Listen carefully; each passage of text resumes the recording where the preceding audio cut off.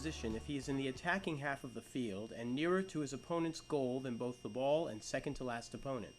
And a player in offside position is only penalized if, at the moment the ball touches or is played by one of his team, he is, in the opinion of the referee, involved in active play by interfering with play, interfering with an opponent, or gaining an advantage by being in that position.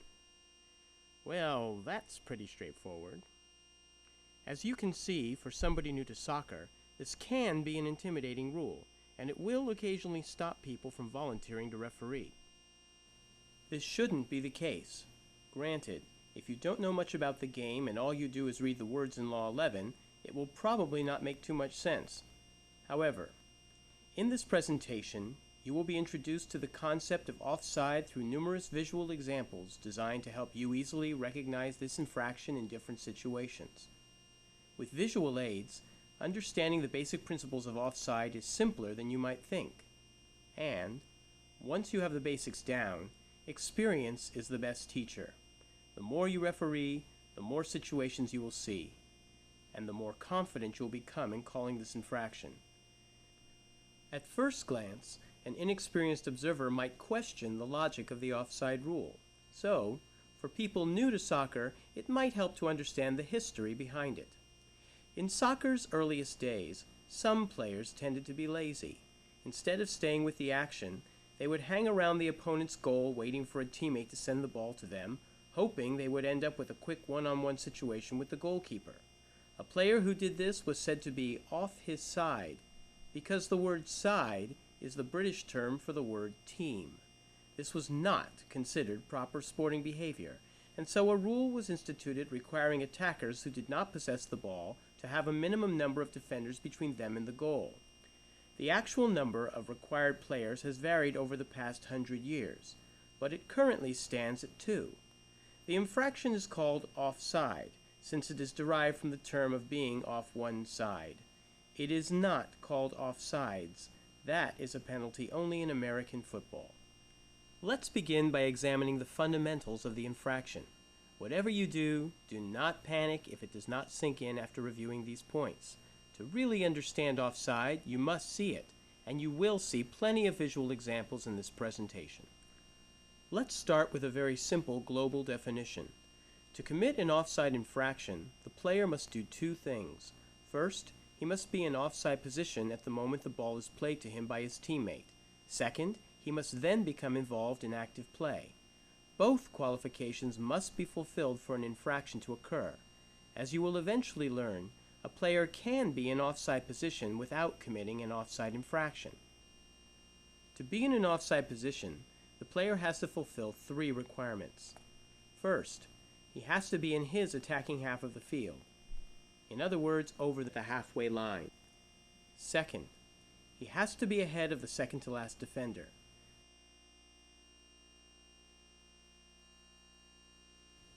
Third, the player must be ahead of the ball.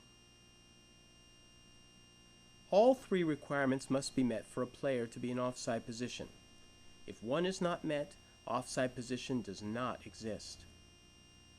Once there is a player in offside position, the infraction occurs when, at the exact moment the ball touches or is played by one of his teammates, that player is judged by the referee to be involved in active play.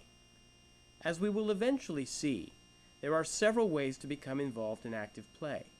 However, most of the time, this occurs when the ball is kicked by a teammate directly to the player in offside position. Okay, looking at these words and hearing these explanations may not make this extremely clear. Remember, we warned you that this might happen. Just try to keep these points in mind as we look at some field situations which will help clarify this rule. Let's first look at a simple situation. Here we have 2 defenders and an attacking forward in offside position. The forward's teammate brings the ball upfield and makes the pass. As soon as the attacking forward receives the ball, the referee signals the offside infraction. Now let's re-examine this play in slow motion. Again, we start with 2 defenders and an attacking forward in offside position. The first attacking player brings the ball upfield, and we will stop the action when the ball is just about to be kicked to her teammate. Now comes the key decision. At the moment the ball is kicked, the assistant referee has to judge whether there is a player in offside position. In this case, we see that the lead attacking forward has fulfilled all three requirements. She is ahead of the ball, in the attacking half of the field, and finally, ahead of the second-to-last defender.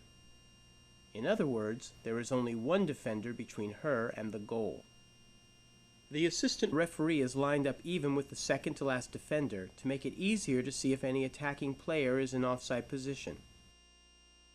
This player is in offside position, but until she gets the ball or becomes involved in the play, she is not technically offside. Assistant referees do not signal offside position, they only signal the offside infraction. Now the pass is made. The player who was in offside position at the moment the ball was kicked has now received the ball. An offside infraction has occurred. The assistant referee raises the flag, and the center referee should award an indirect free kick to the opposing team at the point at which the infraction occurred. In this case, at the point where the lead attacker received the pass. That situation was relatively straightforward. Now, let's vary the same scenario and see if the offside penalty applies. Closest to the goal, we have one attacker and one defender, both standing very close together. The attacking forward is furthest from the camera. The ball is brought upfield and passed to the lead attacker, who drives towards the goal. Now, here is the same play in slow motion. Again, we have the attacking forward even with the second-to-last defender. While the ball is being brought upfield, the attacking forward continues to stay even with the second-to-last defender. And she is still even here at the moment the ball is kicked. Since the assistant referee is in line with the second-to-last defender, he can see that the defender and the attacking forward are dead even with each other. Once the ball is kicked, the attacking forward moves ahead to receive the pass. At the point she receives the pass, it may look as if an offside infraction has occurred, but it has not, because the offside infraction is judged at the moment the ball is kicked, not the moment the ball is received. At the moment the ball was kicked, the attacking forward had fulfilled only two of the conditions of being in offside position. She was ahead of the ball and in the attacking half of the field, but she was not ahead of the second-to-last defender. Rather, she was even with that defender. Since she was not in offside position when the ball was kicked by her teammate, there was no offside infraction when she received the ball. Try to think of it this way. Offside was meant to penalize the lazy player, not the fast player. If, at the instant the ball is kicked by her teammate, the attacker is either behind or even with the defender, and the attacker gets to it first by virtue of outrunning or outmaneuvering the defender, the attacker deserves the ball. Speed cannot be penalized. We have seen two very similar situations, one which resulted in an infraction and one which did not. The only difference was the position of the lead attacker at the moment the ball was kicked. This brings us to the most important issue in judging offside, namely where you position yourself on the touchline. In both scenarios, two of the three requirements for offside position were fulfilled, being in the attacking half of the field and being ahead of the ball. It was the third which decided whether there would be an infraction.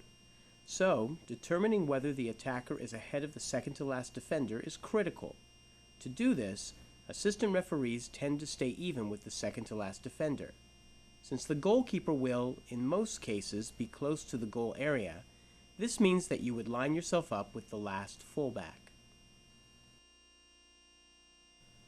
We started by covering the two requirements necessary to being called offside. First, being in offside position, and second, being, in the opinion of the referee, involved in active play. Now let's take a closer look at the concept of being involved in active play. According to FIFA rules, there are three ways to be involved in active play. First, by interfering with play. Second, by interfering with an opponent. And third, by gaining an advantage by being in offside position. We will use these terms as we examine further examples. Let's look at another situation where the lead attacker is in offside position. Here, the attacker brings the ball upfield and passes the defender. The goalkeeper comes out to challenge, and the attacker passes the ball to a teammate in offside position. The assistant referee signals an offside infraction. Let's quickly review this situation again. Here, the attacker brings the ball upfield and passes the defender. At the moment the ball is kicked, the attacker is ahead of the last two fullbacks. The goalkeeper has left the net to challenge for the ball, and the attacker's teammate is in offside position, in this case ahead of the ball and all the defenders. The assistant referee is moving to stay even with the ball since it has passed the second to last defender. Note that even though the attacker with the ball is ahead of the second to last defender, she is not offside. A player legally in possession of the ball cannot, by definition, be offside. But when she plays it to her teammate who is in offside position, an offside infraction occurs. In this case, the player in offside position became involved in the play by receiving the pass directly from her teammate. In other words, gaining an advantage by being in offside position.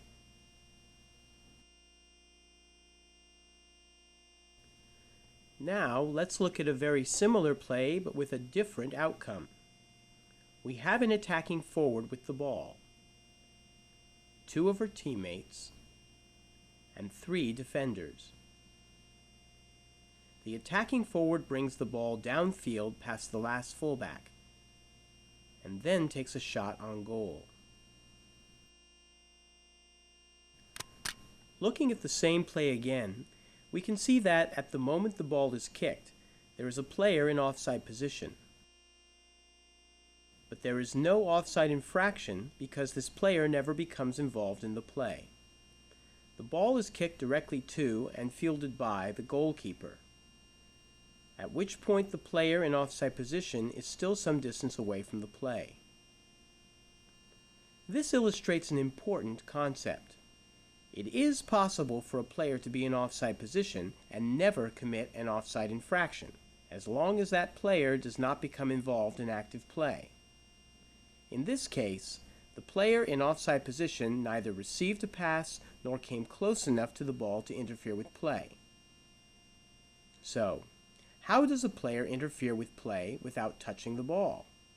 Let's look at a rather extreme example to illustrate how this can occur.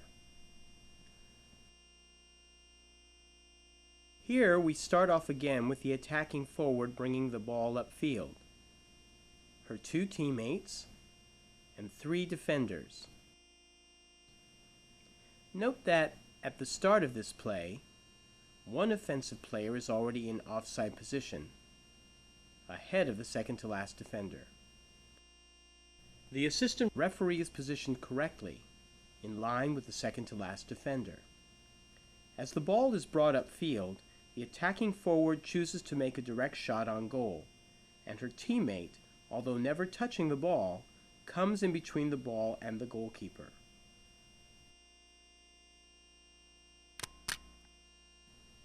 Let's view this situation again. At the moment the ball is kicked towards the goal, the attacker's teammate is in offside position. Although the ball has not been deliberately kicked towards this teammate, she runs into the goal area and blocks the goalkeeper from reaching for the ball. This is an offside infraction because the player who was in offside position at the moment the ball was kicked interfered with play and thus became involved in active play, even though she never touched the ball. Granted, this is a very obvious call, but we are deliberately using an extreme situation to show that an offside infraction can occur without the player in offside position ever touching the ball, as long as that player becomes involved in active play, in this case, by interfering with play. Here, the player was close enough to physically block the goalkeeper, but it does not have to be this extreme. If this player had not gotten as close, but had, for example, block the goalkeeper's view of the ball, it would still be considered interfering with play or interfering with an opponent, and would be an offside infraction. Now let's review the same play, but focus on the positioning of the assistant referee. At the start of the play, we can see that he is even with the second to last defender. This allows him to see that the lead attacker is in offside position, in the attacking half of the field, ahead of the second to last defender, and ahead of the ball. Only because he is positioned properly can he see that the attacker is just slightly ahead of the second to last defender. As this play develops, the referee moves to the left to stay even with the second to last defender. Note that the second to last defender is no longer this player, but is now this player, and the referee has adjusted his position accordingly. However, once the ball passes that defender, he again adjusts his positioning, moving to the right to stay even with the ball. By staying even with the ball, he is able to judge, at the moment it is kicked, whether the lead attacker is still in offside position, in other words, still ahead of the ball. So, the general rule on positioning is to stay even with the second to last defender or the ball, whichever is further ahead. We have reviewed two situations where the player in offside position never touched the ball. One which resulted in an offside infraction, and one which did not. The only difference being that, in one case, the player did not become involved in active play. But these are two fairly extreme examples. So, you might ask yourself, what about everything in between? Well, that's your job, to judge, based on the circumstances of each play, whether the player in offside position interfered with play or gained an advantage by being in that position. Law 11 gives you the best guidance. It says that a player in an offside position is only penalized if, at the moment the ball touches or is played by one of his team, he is, in the opinion of the referee, involved in active play. That's the key phrase, in the opinion of the referee. It's your call, and as you gain experience, you will find that, more often than not, it is not that difficult to make this judgment. Now let's look at a few unusual situations to fine-tune our understanding of the offside infraction. Here we have an attacking forward with the ball, one defender, and another defender standing very close to the lead attacking forward. When the attacking forward passes the ball to her teammate, we can see that, when she receives the ball, she is not ahead of the second to last defender, and therefore not in offside position. Yet the assistant referee signals an offside infraction. Let's look at this play again to understand why the infraction occurred. As it develops, the attacking forward's teammate moves forward into an offside position, ahead of the second to last defender. Note that she is still in offside position at the moment the ball is kicked to her by her teammate. However, the kick is not that strong, so she runs back to receive the ball, and in doing so, places herself in an onside position when she receives that ball. However, the point at which you must judge offside position is the moment the ball is kicked by the teammate, not the point at which it is received. If the player is in offside position at the moment the ball is played to her, it does not matter that she is onside when receiving it. So, even though it looks as if the player was onside, the referee was correct in signaling the offside infraction. Earlier, we learned that a player in offside position must become involved in active play to commit an offside infraction. So, assistant referees must be careful to wait for that involvement to occur before raising the flag, as illustrated by this example. Here we have an attacking forward with the ball and a teammate in offside position. In between are two defenders.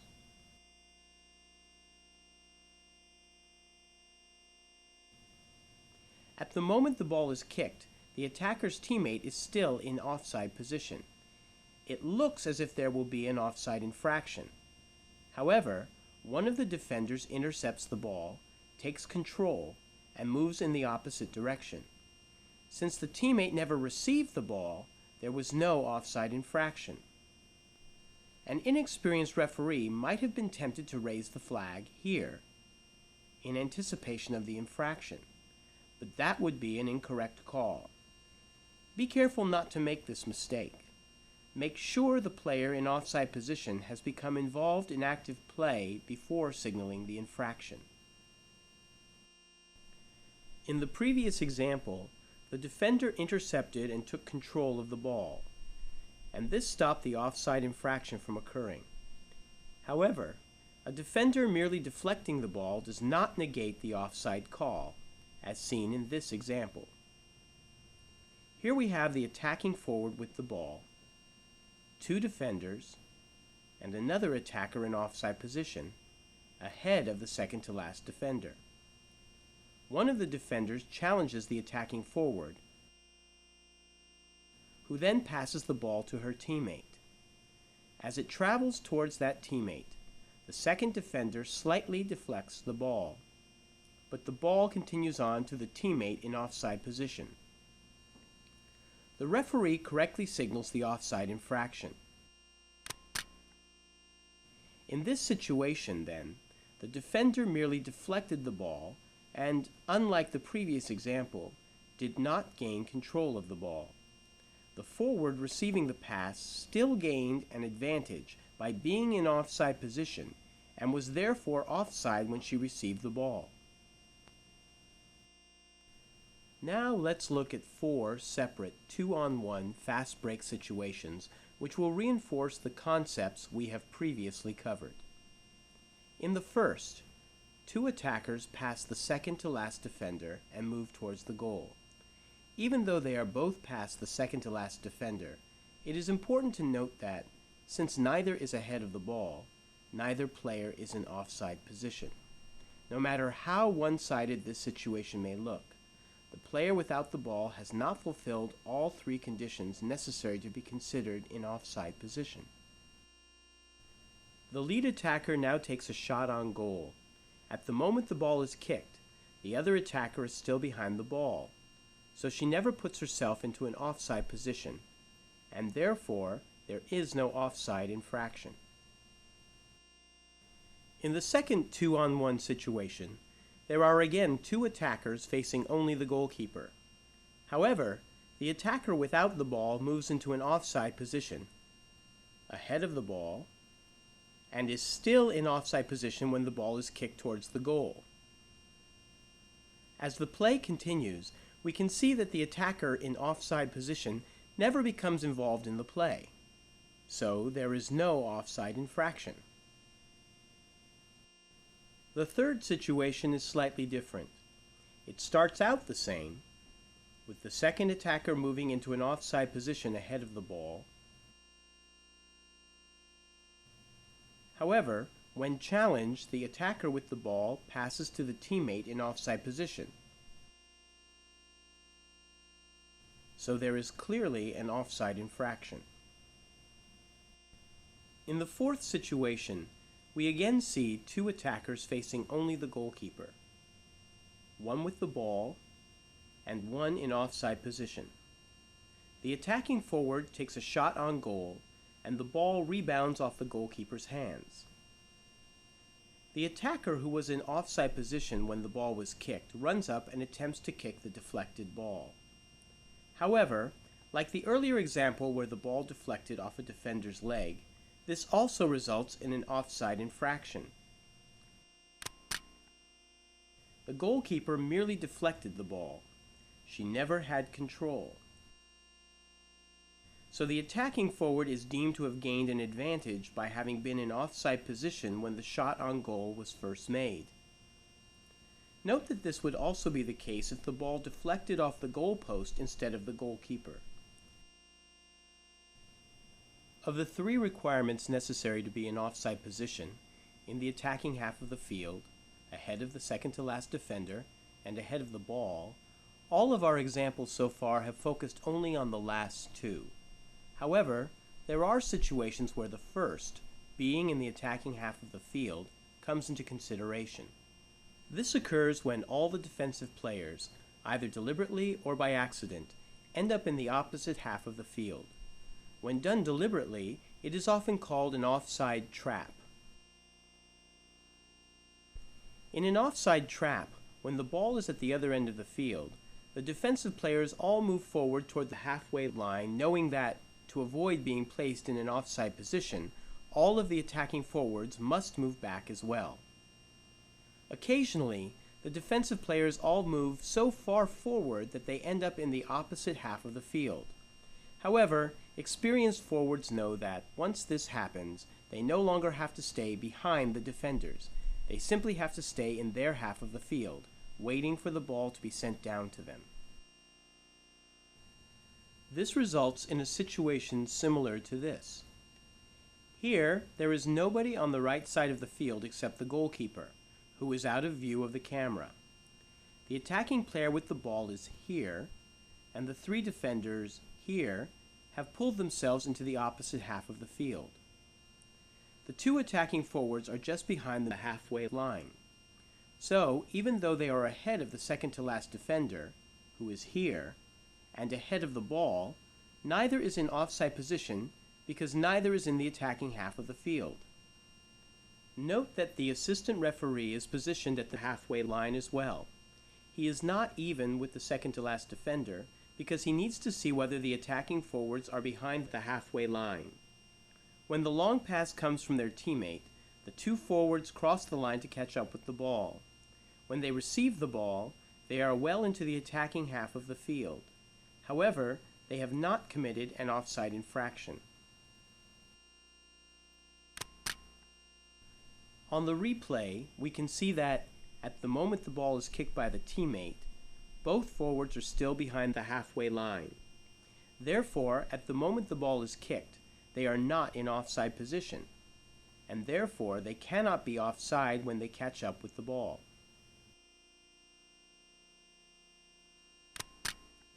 This is another good example showing that offside position can only be judged at the moment the ball is played by the teammate, not when the pass is received. This also shows the importance of the referee being well positioned.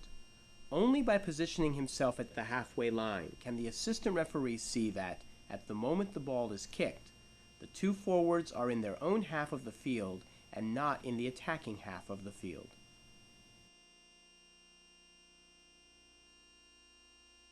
However, if the forwards get too anxious, there can be an offside infraction. Here, we see the same situation, with both forwards in their own half of the field waiting for the ball to be sent down. Again, the long pass comes, and both forwards race down to receive the ball.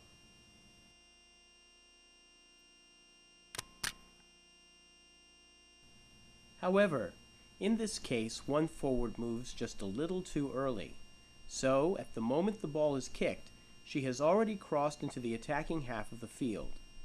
Because he is properly positioned, the assistant referee can see that she is in the attacking half of the field, and therefore in offside position. So he signals the infraction when that forward becomes involved in play by receiving the ball.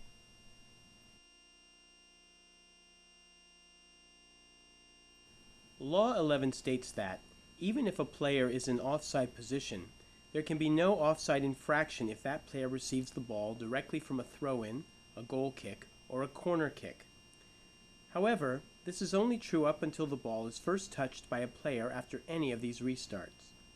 Once the ball is touched by that player, any other player who is in offside position at that moment can potentially be offside if the ball is played to them by a teammate and they become involved in active play. Of these three exceptions, the one where you are most likely to see a player in offside position during the restart is during a throw-in. Let's look at an example to illustrate this point. With the players set for the throw-in, the second-to-last defender is here. So at this point, none of the attackers are in offside position. As the throw-in takes place, one of the attackers moves ahead of the second-to-last defender and is in offside position at the moment the ball is released. However, since this player receives the ball directly from the throw-in, there is no offside infraction.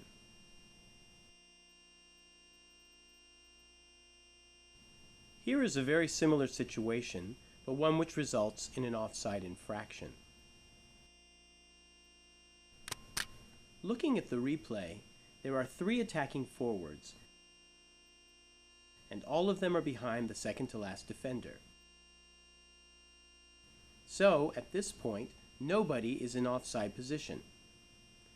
However, this time, the throw-in goes past the lead attacker to the second attacker. At the same time, the lead attacker has moved into an offside position, ahead of the second-to-last defender.